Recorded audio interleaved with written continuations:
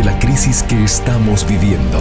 Huracanes, terremotos, incendios, pandemia. Necesitamos un mensaje a nuestro corazón. Ministerio al pequeño rebaño. Reciban un saludo de parte de su amigo el pastor Miguel Tirado. En nuestra serie del conflicto de los siglos nos proponemos comentar sobre el capítulo 10 del libro El conflicto de los siglos. Y antes queremos pedirle a mi acompañante, el pastor Orlando González, que nos dirija en oración. Eterno y amado Padre, oh Señor, dedicaremos este tiempo para conocer con relación a cómo tú preservaste tu palabra y cómo ella llegó a nuestras manos en medio de la fe y del sacrificio de hombres que se ofrendaron para hacer de la única esperanza, tu salvación, nuestra realidad y nuestro gozo en el día de hoy. Ven, Señor, para bendecirnos. En el nombre de Jesús. Amén. Amén. En los capítulos anteriores hemos visto la historia de Lutero en Alemania. También hemos visto la historia, cómo se desarrolló la reforma en Suiza. El capítulo 10 nos habla de lo que sucedió en Alemania después que desaparece Lutero. Lutero es raptado o secuestrado por sus amigos y es colocado en un castillo a salvo de todo peligro que le atentaba en aquel entonces. Pero entonces la gente no sabía qué pasó con Lutero. Así que la misteriosa desaparición de Lutero despierta consternación en toda Alemania. Y la gente comenzó a pensar, ¿será que lo habrán asesinado? ¿Será que tomaron represalias contra él? De hecho, muchos se comprometían bajo juramento a vengar la muerte de Lutero. Los principales jefes del romanismo que pensaban que habían obtenido la victoria comenzaron a ver con gran preocupación y se aterrorizaron a qué grado había llegado la animosidad contra ellos. Porque al principio se regocijaron por la supuesta muerte de Lutero. Pronto desearon huir de la ira del pueblo, porque el inconformismo comenzó a tomar demasiada fuerza. De hecho, que uno de ellos expresó, la única forma de salvarnos es de agarrar antorchas y comenzar a buscar a Lutero por todas partes para entregárselo al pueblo. Y esa es la única forma de calmar la ira del pueblo. Y estaban muy preocupados. De hecho, el emperador había dicho un edicto, y el edicto era de que donde quiera que apareciera Lutero lo podían matar, y aquellos que ayudaran a Lutero también iban a ser condenados. Pero tal era la consternación del pueblo que el edicto del emperador era como si no tuviera efecto. Claro está que esas noticias que comenzaron a darse a conocer que Lutero estaba vivo, pero prisionero, calmaron los temores del pueblo. Sus escritos comenzaron a leerse con avidez, como nunca antes, y un número creciente de sus adeptos se unía a la causa de este hombre heroico que defendía la palabra de Dios. La reforma iba cobrando constantemente fuerza y la semilla que Lutero había sembrado brotaba en todas partes con gran facilidad. Y en su ausencia se realizó una obra extraordinaria donde Dios fue promulgado en todos los rincones de la tierra. Ahora, siempre pasa, Orlando, que cuando alguien está ausente, cuando alguien muere, la gente por nostalgia, por recordarlo, pues como que resalta las obras de ellos. Y ha pasado, por ejemplo, las pinturas de aquellos que han muerto, pues ahora aumentan de valor. La música de aquellos que han muerto, pues ahora es más escuchada. Y así sucedió con Lutero. Cuando la gente pensó que Lutero estaba muerto, entonces la gente leía sus escritos con mayor interés. Pero ¿sabes qué? Satanás nunca estaba ocioso. No estaba contento. Satanás siempre intentaba hacer algo. Exacto, perjudicar al pueblo, dañar con falsificación lo que es la pureza de la verdad. Y para el siglo XVI, pastor, levantó falsos profetas y unos cuantos hombres se imaginaron haber recibido revelaciones del cielo y rechazaban el gran principio que era la base de la predicación de la palabra de Dios. La palabra de Dios es la regla perfecta y práctica de fe. Y insustituiblemente era lo que debería de regir nuestras vidas. Pero esa guía variable de seguridad comenzó a ser debilitada por sentimientos e impresiones falsas. Así que al rechazar el único medio que Dios nos da para poder identificar el engaño y la mentira, Satanás se abrió camino para dominar los espíritus. Uno de estos profetas aseveraba que había sido instruido por el mismo ángel Gabriel. Un estudiante que se unió a este movimiento de fanáticos abandonó sus estudios declarándose investido de poder por Dios mismo para exponer la palabra. Y así otros se unieron de por sí inclinados por el fanatismo. De hecho, que la predicación de Lutero había hecho sentir al pueblo en la necesidad de una reforma. Y algunas personas de buena fe, con buena intención, se dejaron extraviar por estas pretensiones de estos nuevos, así llamados profetas. Los cabecillas de estos movimientos fueron a Wittenberg a expresar, a exponer sus exigencias y lo hicieron delante de Melanchthon y sus colaboradores. Decían: somos enviados por Dios para enseñar al pueblo.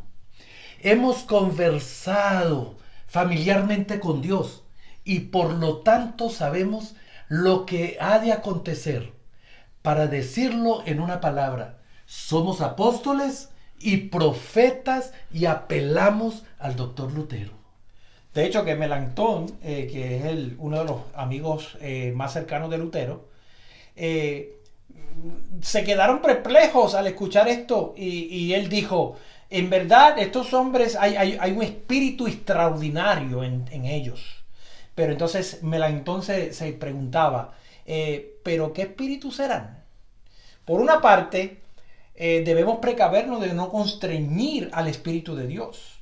Pero por otra parte, debemos cuidarnos de ser seducidos por el espíritu de Satanás. Y esa era la contienda que tenían los seguidores y los amigos de Lutero. Y esa contienda comenzó a producir sus efectos. Y pronto se dio a conocer esas enseñanzas. El pueblo fue inducido a descuidar el estudio de la palabra de Dios y de rechazarla. Las escuelas comenzaron a llenarse de confusión.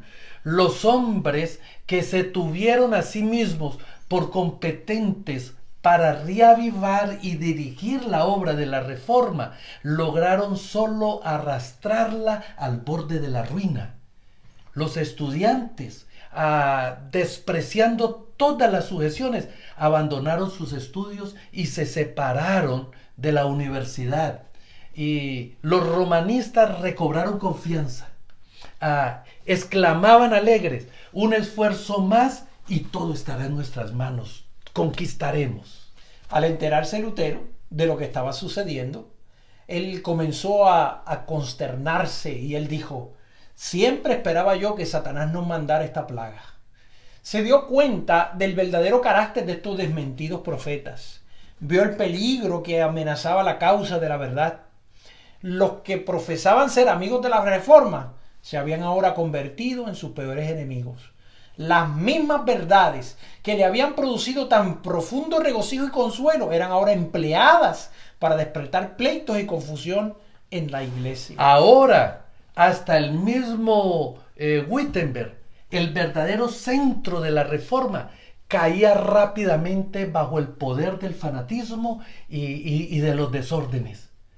Pero cuando hubo orado fervientemente Lutero al respecto de esto, volvió la paz a su alma. La obra no es mía, sino tuya, decía él, y no consentirás que se malogre por causa de la superstición o del fanatismo. La paz regresó a Lutero, seguro de que Dios vencería. Ahora, Lutero lo habían proscrito en todo el imperio. O sea, sus enemigos tenían la libertad de matarlo. Y los amigos les era prohibido protegerle. De hecho, que el gobierno imperial aplicaba las medidas más rigurosas contra los adherentes de Lutero. Pero al él ver que peligraba la obra del evangelio, Lutero decidió volver a Wittenberg y en el nombre del Señor se adelantó sin miedo a combatir por la verdad. Y se atrevió a escribir al elector de Wittenberg. Y es interesante notar cómo se dirige al elector y cómo se expresa.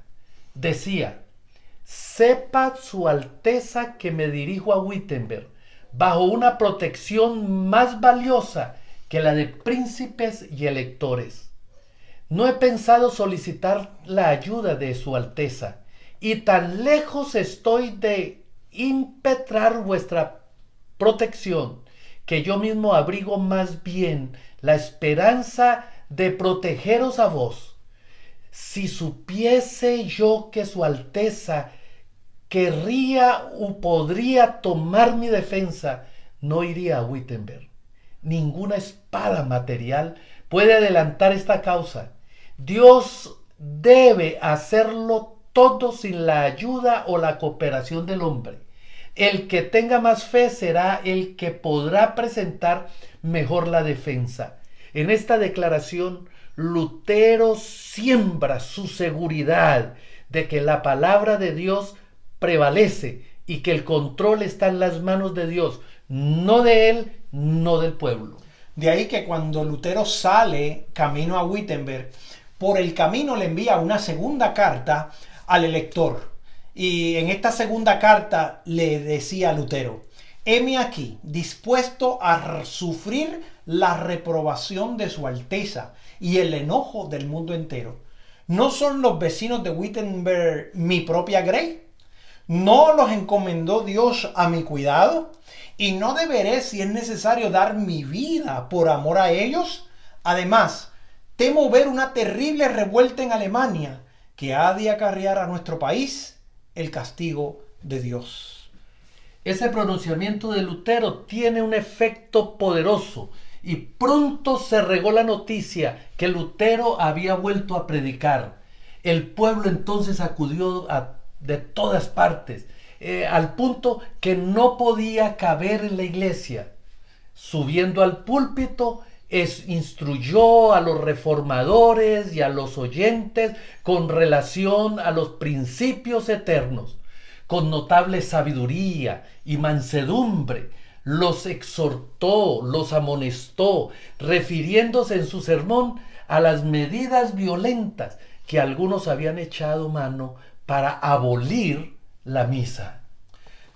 Él decía: la misa es cosa mala y Dios se opone a ella. Debería abolirse, y yo desearía que en su lugar se estableciese en todas partes la Santa Cena del Evangelio. Pero no apartéis de ella a nadie por la fuerza. Debemos dejar el asunto en manos de Dios. No somos nosotros los que hemos de obrar, sino su palabra. Y aquí está algo bien interesante. Lutero estaba en contra de aplicar la fuerza. Y queda señalado que el que utiliza la fuerza o el que obliga o fuerza las conciencias no es Dios, sino que es el enemigo de las almas.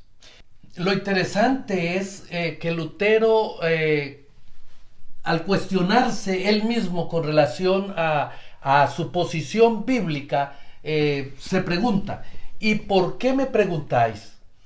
¿Por qué los corazones de los hombres no están en mis manos como el barro del alfarero? Esa comparación preciosa.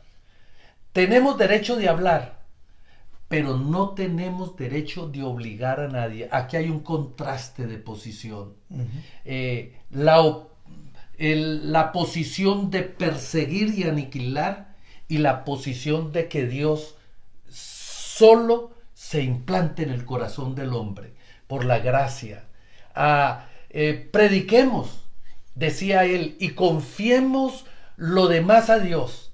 Si me resuelvo a hacer uso de la fuerza, ¿qué conseguiré? Fingimientos, formalismos, ordenanzas humanas, hipocresía, pero en todo esto no se hallará sinceridad de corazón, ni fe, ni amor. Y donde falte esto, todo falta. Y yo no daría ni una paja por celebrar una victoria de esta índole. Dios puede hacer más mediante el mero poder de su palabra que vosotros y yo y el mundo entero con nuestro esfuerzo unidos. Dios sujeta el corazón y una vez sujeto, todo está generado. La certeza de que Dios está al control. Él seguía diciendo, estoy listo para predicar, para alegar y para escribir. Pero a nadie constreñiré, porque la fe es un acto voluntario. Recordad todo lo que ya he hecho. Dice, me encaré con el Papa, combatí las indulgencias, combatí a los papistas, pero sin violencia, sin tumultos. Expuse con claridad la palabra de Dios, prediqué, escribí. Esto es todo lo que hice. Sin embargo, mientras yo dormía, la palabra que había predicado afectó al papado como nunca le perjudicó príncipe ni emperador alguno. Y sin embargo, nada hice. La palabra sola lo hizo todo. Si hubiese yo apelado a la fuerza, el suelo de Alemania había sido tal vez inundado con sangre. Pero ¿cuál hubiera sido el resultado?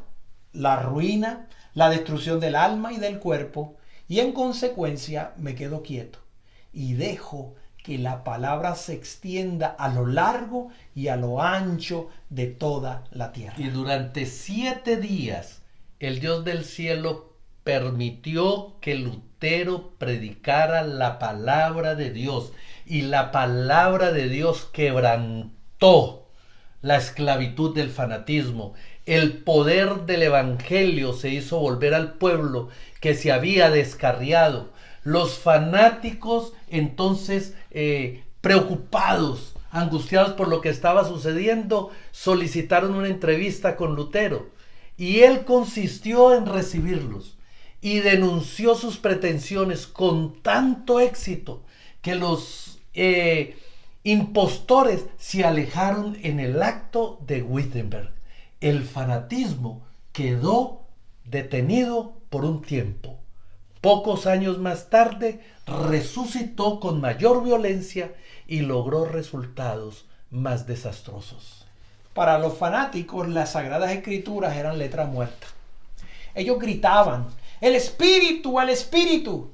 Pero yo no quisiera ir, por cierto, donde el Espíritu los guía. Quiera Dios en su misericordia guardarme de pertenecer a una iglesia en la cual solo hayan santos, exclamaba Lutero. Dice, deseo estar con los humildes, con los débiles, con los enfermos, con todos los cuales conocen y sienten su pecado y suspiran y claman de continuo a Dios desde el fondo de sus corazones para que Él los consuele y los sostenga.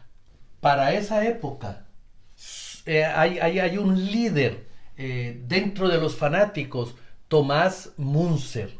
Era un hombre notable, de habilidad, que deseaba vehementemente reformar el mundo, olvidado con muchos otros que la reforma comienza por él mismo. Ambicionaba en su corazón ejercer cargos de influencia y no quería ocupar el segundo puesto, ni aun bajo el mismo Lutero. Declaraba que al colocar la autoridad de la Escritura en sustitución de la del Papa, los reformadores no hacían más que establecer una nueva forma de papado. Se declaraba además, pastor, divinamente comisionado para llevar a efecto la verdadera reforma. El que tiene este espíritu, decía Munzer, posee la verdadera fe, aunque ni por una sola vez en su vida haya visto o estudiado las Sagradas Escrituras. Así que los maestros del fanatismo se abandonaron al influjo de sus impresiones y consideraban que cada pensamiento y cada impulso de su corazón, ellos consideraban eso como la voz de Dios. Algunos hasta llegaron a quemar las Biblias exclamando que la letra mata, pero que el espíritu es el que da vida. Así que las enseñanzas de Munzer apelaban a la afición del hombre a lo maravilloso. De paso, le daban rienda suelta al orgullo al colocar en realidad las ideas y las opiniones de los hombres por encima de la palabra de Dios. Millares de personas aceptaron sus doctrinas y pronto llegó a condenar el orden en el culto público y declaró que obedecer a los príncipes era querer servir a Dios y a Belial. Las enseñanzas de Munzer comenzaron a tener efecto. Los indujeron a sublevarse contra toda sujeción. Abandonaron a sus prejuicios y sus pasiones. Siguiéronse los más terribles escenas de sedición y contienda en los campos de Alemania y se comenzaron a llenar de sangre. Los príncipes papistas declararon que el fanatismo era el resultado de la reforma, que la rebelión era el fruto legítimo de las doctrinas de Lutero. Ahora ellos se sentían los perseguidos por causa de las enseñanzas de Lutero. De ahí que de todo lo que está sucediendo en Alemania le echan la culpa a Lutero. Por un lado, los jefes fanáticos odiaban a Lutero porque Lutero no les reconocía con la autoridad divina. Y también lo odiaban porque Lutero les había declarado rebeldes ante las autoridades civiles. Así que en venganza, los fanáticos llamaron a Lutero un vil impostor. Entonces, por otro lado, los romanistas se regocijaban al ver la ruina de la reforma y culpaban a Lutero de los mismos errores que él mismo se afanara en corregir. Así que Lutero estaba siendo atacado de ambos grupos, de los fanáticos y de los romanistas. Y el partido de los fanáticos se declararon ser tratados injustamente. Conseguían la simpatía de mucha gente, como suele suceder con frecuencia, con los que se inclinan ante el error. Fueron considerados entonces mártires. De esta manera fueron acogidos por corazones compadecidos que los admiraban como víctimas de la crueldad y de la opresión. Esta era, mis queridos, la obra de Satanás. Ahora esa obra los impulsaba a un espíritu de rebelión que se manifestó en el cielo, de la misma manera como se estaba manifestando allí. Satanás se comenzó a sentir víctima en el cielo y así consiguió propagar el pecado. Ahora aquellos perseguidores se tornaban aquellos que se sentían perseguidos y allí comenzó esa posición que llevó a grandes conflictos. Satanás procura constantemente engañar a los hombres. Él los engaña de tal manera que a lo bueno o a lo que es pecado le hace llamar bueno, y a lo que es bueno le hace llamar pecado. ¿Y cuánto éxito tiene? ¿Cuántas veces critica a los fieles siervos de Dios porque simplemente permanecen firmes en la defensa de la verdad?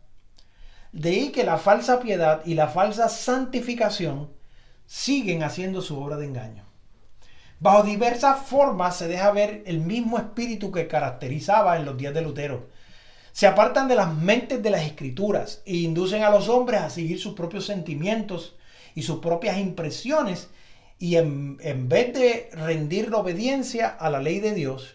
Esto es uno de los más eficaces inventos de Satanás para desprestigiar la pureza y la verdad.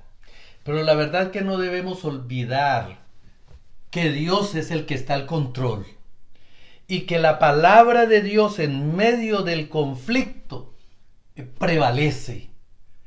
Así que la palabra de Dios demostró ser un arma poderosa en medio del conflicto, y con ella combatió el reformador la autoridad del Papa y la filosofía racionalista, y a la vez se mantenía firme como roca contra el fanatismo que pretendía aliarse a la reforma. El racionalismo que se quería implantar hace un ídolo de la razón y la constituye como criterio religioso. El romanismo da amplia oportunidad al racionalismo, y toda clase de extravagancias y corrupción pueden surgir allí, que se ocultan bajo la santidad del mandato apostólico. Sin embargo, el cristianismo recibe la palabra de Dios como el gran tesoro de la verdad inspirada y la piedra de toda inspiración. Lutero se regresa a Wartburg, y cuando se regresa, allí terminó la traducción del Nuevo Testamento y fue ofrecido al pueblo en Alemania en su propia lengua. El Nuevo Testamento fue recibido con agrado por aquellos que aman la verdad, pero aquello fue desechado vilmente por los que pretendían guiarse por tradiciones y mandamientos de hombres. Se alarmaron los sacerdotes al pensar que el vulgo iba a poder discutir con ellos los preceptos de la palabra de Dios y descubrir la ignorancia en ellos. Cuanto más se percibe, cuanto más la palabra de Dios está presente y cuanto más se persigue a la palabra de Dios, mayor es el afán del pueblo por conocerla. Todos los que sabían leer deseaban con ansia estudiar la palabra de Dios por sí mismos. La llevaban consigo, la leían, la releían y no se quedaban satisfechos antes de saber grandes trozos de ella de memoria. Y viendo Lutero la buena voluntad con que fue acogido el Nuevo Testamento, comenzó la traducción del Antiguo Testamento y lo publicó por partes mientras lo iba terminando. Y estos escritos, esta revelación era estudiada con profundo interés por ricos, por pobres, por nobles, por letrados, por ignorantes, y la palabra de Dios iba siendo impartida de manera poderosa. Ahora, los monjes que habían reconocido el carácter ilegítimo de las obligaciones monacales y deseaban cambiar su vida por una vida de actividad, pero se sentían incapaces de proclamar por sí mismos la palabra de Dios. De ahí que en lugar de ellos predicar, lo que hacían era que cruzaban las provincias vendiendo los escritos de Lutero y sus colegas. Al poco tiempo, Alemania fue llena de estos personajes vendiendo los libros. De noche, los maestros de las escuelas rurales leían en alta voz a pequeños grupos que se reunían al amor de la lumbre. Cada esfuerzo que en ese sentido se hacía convencía a algunas almas de la verdad. A su vez, ellas, habiendo recibido la palabra de Dios, la comunicaban a otros. Hay una palabra en Salmo 119 a 130 que trae como el cumplimiento de esa palabra inspirada. Dice: la entrada de tus palabras alumbra, a los simples les da inteligencia. Y esa profecía, esa promesa del Señor trajo el estudio de las Sagradas Escrituras, que producía cambios extraordinarios en las mentes y en los corazones de los pueblos. La predicación de Lutero, al exponer esas sencillas verdades de la palabra de Dios, y de la palabra misma, al ser puestas en las manos del pueblo, despertaron sus facultades aletargadas.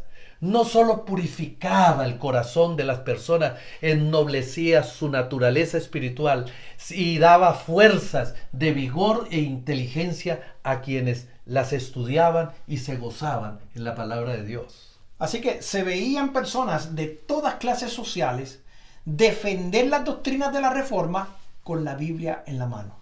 Los papistas, que habían abandonado el estudio de las Sagradas Escrituras, no pudieron refutar las nuevas enseñanzas. Los ignorantes de la Escritura y del poder de Dios, monjes y sacerdotes, fueron completamente derrotados por aquellos a quienes ellos mismos llamaban herejes e indoctos. Desgraciadamente, decía un escritor católico, Lutero ha convencido a sus correligionarios de que su fe debe fundarse solamente en la Sagrada Escritura. La vergonzosa ignorancia de esos grandes hombres se descubría tan luego como sus argumentos eran refutados por las sencillas enseñanzas de la palabra de Dios. En oposición a los antiguos campeones de la jerarquía que había descuidado el estudio de los idiomas y de la literatura, se levantaron jóvenes con mente privilegiada, muchos de los cuales se consagraron al estudio de la palabra de Dios y de las escrituras y se familiarizaban profundamente con las tesoros y con la literatura antigua, dotados también de rápida percepción. Sus almas fueron elevadas, sus corazones enternecidos e intrépidos comenzaron a alcanzar a otros jóvenes con tanta capacidad que nadie podía detenerles. No se atrevían los reformadores falsos a competirles, a hablarles o a interponerse delante de ellos. De esta manera, estos jóvenes campeones de la Reforma se encontraban con doctores papistas y dialogaban, los atacaban con tanta facilidad, con confianza, que los hacían vacilar y les exponían al desprecio de todos. Y esto provocó que nuevamente se comenzara una persecución contra aquellos que predicaban la verdad. Pusieron en práctica, los jóvenes, al sentir la persecución, pusieron en práctica las palabras de Cristo. Cuando os persiguieren en una ciudad, huid a otra, lo dice en Mateo capítulo 10, versículo 23. Así que comenzaron a ser fugitivos y hallaban en aquellos lugares, hallaban puertas hospitalarias que le eran abiertas. Y morando allí, comenzaban a predicar a Cristo. A veces era en la iglesia. Si les se negaba el privilegio, a veces era en casas particulares o al aire libre. Cualquier sitio en que se hallase un oyente, aquel sitio se convertía en un templo. La verdad proclamada con tanta energía y fidelidad se comenzó a extender de una manera irresistible. Y en vano se mancomunaban las autoridades civiles y eclesiásticas para detener el avance de la iglesia. Inútilmente recurrían a la cárcel, al tormento, al fuego y a la espada. Millares de creyentes sellaban su fe con su sangre, pero la obra seguía adelante. La persecución no servía sino para hacer cundir la verdad, y el fanatismo que Satanás intentara unir a ella no logró sino a resaltar aún más el contraste entre la obra diabólica y la obra de Dios. Y en medio de esta persecución, la palabra de Dios se extendió por el mundo. Y hoy nosotros la tenemos. Tú y yo, en una gran mayoría, estamos viviendo en medio de la paz y de la tranquilidad. Con todo la palabra de Dios a nuestra disposición. Mis queridos, ¿no crees que debemos de tener esa misma ansia de aprovechar este tiempo para pregonar la gloria del Señor, su gracia salvadora, su sacrificio en la cruz y sostenernos en un así dice Jehová? quisiera invitarte para que aceptes el desafío. No esperemos a que lleguen los momentos de persecución. Es tiempo de plantar, es tiempo de beber la palabra, es tiempo de vivir en una así dice Jehová, y es tiempo de purificar nuestros caracteres para la eternidad. De ahí que la Escritura dice que la fe viene por el oír, y el oír de la palabra de Dios. Por lo tanto, te invitamos a continuar viendo el pequeño rebaño, donde estaremos siguiendo con otro mensaje de la palabra de Dios para ti y para todos aquellos que en él habitan. Inclinamos el rostro para orar. Amoroso Padre, te damos gracias por la palabra de Dios, porque a través de ella podemos conocerte, podemos conocer el plan de la salvación. Pero en particular, Señor, te agradecemos porque a pesar de que la palabra de Dios ha sido perseguida, muchos dieron su vida por protegerla y hoy nosotros la tenemos libremente. Por lo tanto, permítenos atesorar la palabra de Dios. Permítenos, Señor, vivirla, consumirla, memorizarla, porque es en tu palabra que seremos transformados. En el nombre de Jesús. Amén. Bendiciones. Esto ha sido un mensaje al pequeño rebaño.